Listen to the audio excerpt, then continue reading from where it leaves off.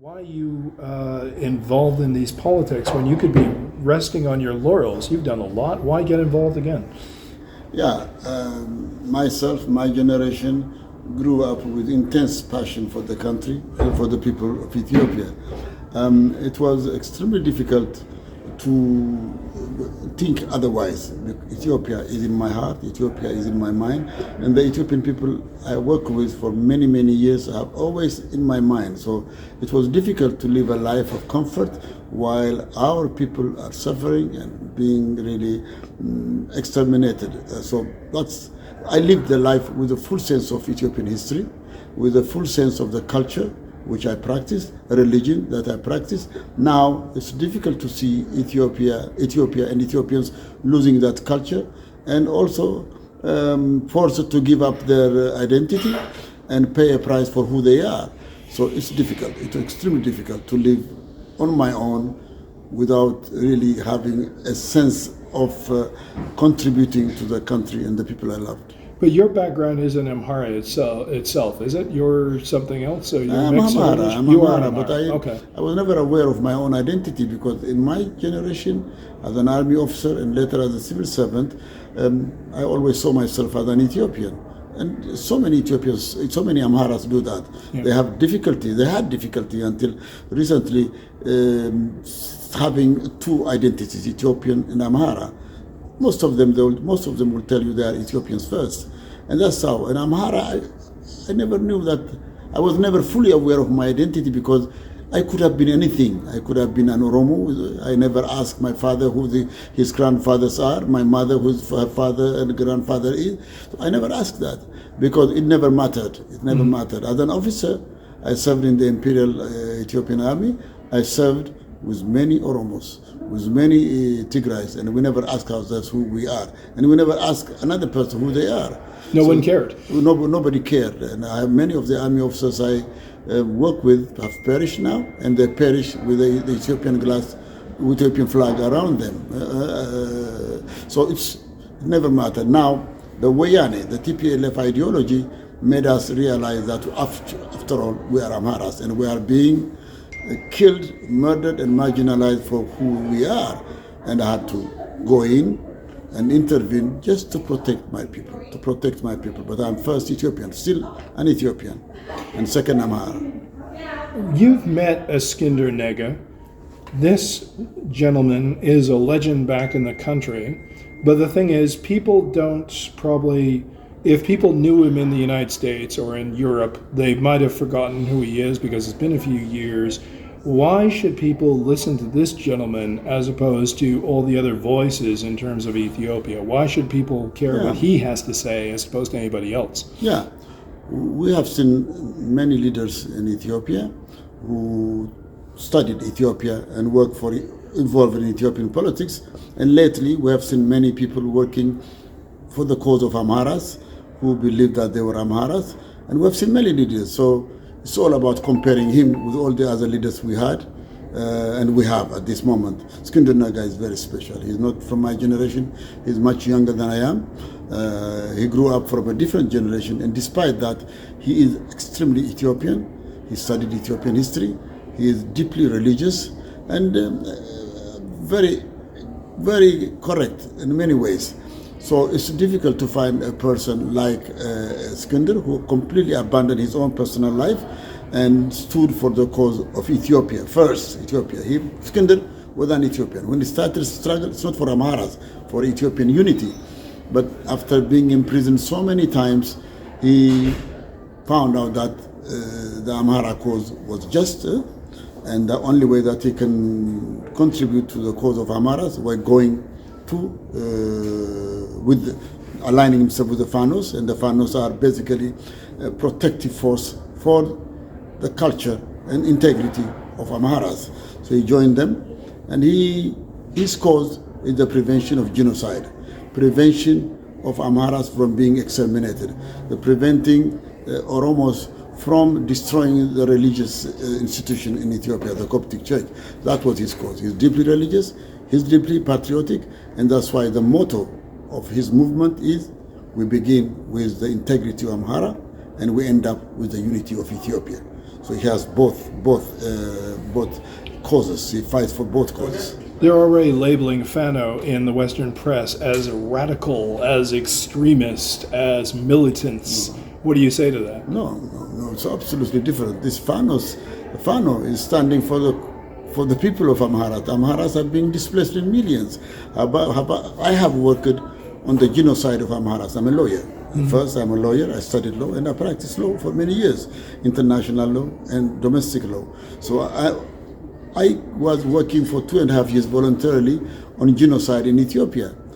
There has been genocide in Ethiopia and continues to be genocide in Ethiopia, because I know what genocide means. It's not just using the word, the phrase. It is in literally there is going on genocide in Ethiopia. Systematically. I went to ICRC. I talked to the Prosecutor General. I talked to lawyers in the ICC, and both of us presented the document, and there was no doubt that there was genocide going on in Ethiopia. They believed in it based on the documents we presented. So genocide. So it was just genocide, and in the real sense, that is the noblest cause. Trying to prevent the genocide is the most noble cause. That's what AFP is about. That's what eventually triggered this movement, triggered the reorganization, the re-emergence of Fanos, because Fanos were traditionally there to protect the integrity of Ethiopia, the rights of Ethiopia, the human rights of Ethiopia. So now we see the resurgence of Ethiopia, of Fanos. Can you win? Oh, well, absolutely, because it's not, the Fano is not necessarily a very organized military institution. It's the people. It is the people. 100% of Amharas today, 100% of Amharas in rural Ethiopia are with Fanos, period. No one in this world, no one who knows Ethiopia can refute this. It is the reality. Fanos are there and they will fight to the end, because it's the people's war. What we are trying to do is trying to help them in organizing themselves first, and trying to help an organized movement, so that when eventually they reach Addis Ababa, and that's what they are organized for, and that's what the program tells us, we will win and we will take over Addis Ababa. But when we reach Addis Ababa, if they reach Addis Ababa, they will reach Addis Ababa. But if they do that, then it needs to be an orderly change. I'd like to think that I know how Western people think and Western journalists think. I think the first thing that they will come to mind if you reach Addis is they'll go, oh, there'll be reprisals against other ethnic groups. That would be the first thing in their heads. No, look here. Jeff, I'm quite sure you've watched this. Amharas now, when they're fighting the war, Fanos, have thousands and thousands of Oromo prisoners. When Oromos have prisoners, they kill, they murder, and they put them in mass graves. That's what I've seen. It's documented, and we can show it to the international community anytime they want to. They bury the prisoners and they kill them, and not only shooting them, but mutilating them. They bury them. That's what they did, and we have seen that. Now, when the Amhara Fanos had so many prisoners, Oromo prisoners, fighters, they fed them. It was incredible. It was an incredible scene. They fed them, they treated them, and they put them in just where their security is properly maintained. They put them. The villagers came out in dozens and feeding and encouraging them, and that can't happen anywhere else. No, Amharas are not because they got an order. It is their culture. They never kill. They never kill an innocent person. They don't fight a war with an armed person. No, they don't do that. They're in their tradition. When you have a prisoner, he's treated like another human being. So we saw that. And it was all recorded how they treat their prisoners. So there will be no vindictiveness. There will be no, Oromos are part of us. And we still believe that the majority of Oromos have been really manipulated. that the majority of Oromos don't really believe in what the elites tell them. The majority of Oromos want peace, and they live with Amharas alongside. And they have been forced to consume manufactured history, but otherwise, majority of Oromos don't want to fight with Amharas. No.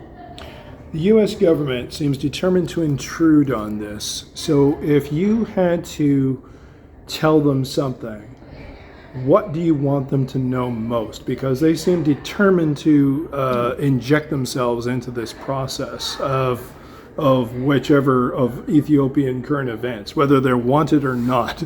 They're determined to be involved. So what would you want to tell them that they should know? American policy on Africa has always been either naive or based on complete ignorance of the realities. American policymakers in the State Department don't see the bigger picture in the Horn of Africa. It is the most complex security zone in Africa and probably in the world. It can easily explode and become a prelude to another third world war. But they don't see that. They don't see that. In Africa, they don't see these things, and they do what people who don't properly understand the complex nature of the politics in the Horn of Africa. That's how they make decisions. So we want to tell them that this war in the Horn of Africa, this war in Ethiopia can easily spill over and consume the entire region. And when it consumes the entire region, it means another big war. It is. I was reading a book by Kaplan, says the looming time, something like that. Yeah. And he was saying about Africa, Ethiopia, it is the Semitic outpost in Africa. That aspect of it also needs to be considered, that it can easily turn or be a war between the anti-Semites and Semitics. That is part of the problem. The problem is a movement known as the Kush Empire, the construction of the Kush Empire. That's one aspect of it. If that's the case, then it can go beyond Ethiopia to the Kenya and to Somalia and to other places. And then we have another part, that's the Wahhabi movement. The Wahhabi movement always thrives in chaos. It thrives in instability, and it's easily. There is already a Wahhabi movement inside Ethiopia, and that can thrive and be the movement. And violent extremism can be introduced in Ethiopia. So that's one aspect of it. Violent extremism, it's the Kush movement, and then the strategic importance of the Red Sea should be considered, because Ethiopia and the Red Sea, Eritrea is very much part of Ethiopia in terms of security, in terms of geopolitics.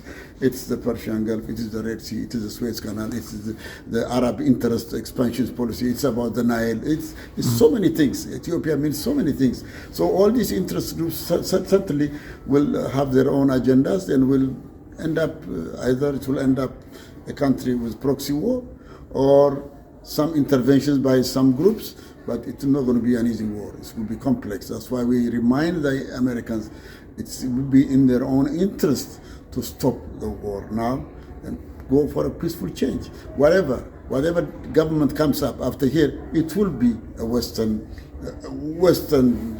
allied with the West, definitely. It's not going to be Russian, it's not going to be Chinese, it's certainly going to be follow the Western values and the Western democracy, with all the problems that this political system has. But that's how it's going to end up. So long as their interest is maintained, why would they go for a destructive regime? It will be wrong, absolutely wrong, to support this regime, not for Ethiopia and not for the entire region and not for the globe.